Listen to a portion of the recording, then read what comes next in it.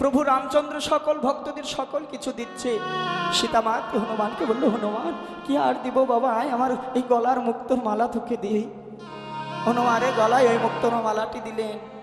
ভক্ত হনুমান ওই মুক্তোর মালাটি পেয়ে বাবা মুক্তোর পুঁতিগুলো ছিঁড়ে, মুক্তোর পুঁতিগুলো ভাঙে, মুক্তোর পুঁতির নিঃশ্বাস নেয়, মুক্তোর পুঁতিগুলো নষ্ট করছে।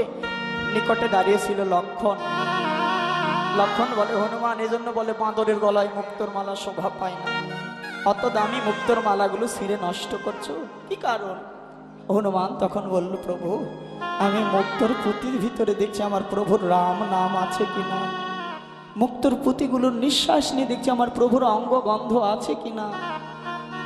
হনুমান বলল, আরে পাগল, ওই পাথরের পুঁতির ভিতরে কি আর প্রভুকে দেখা যায়? হনুমান বলল, লক্ষণ শুধু ওই পাথরের পুঁতির ভিতরে না, আমি যদি আমার দুটো নয়নও যদি বন্ধ করে থাকি, আমার স্বপ্নের ঘরেও আমার প্রভু রামচন্দ্রকে দেখি হনুমান।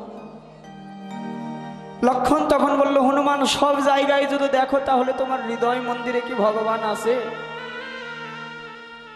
হনুমান বলল, প্রভু তুমি দেখবে বাঁদরের নখ তো বাবা, ধারালো বড় বড় নখ, ওই নখ দ্বারা হৃদয় মন্দিরটা একদম চিরে ফেলে দিল।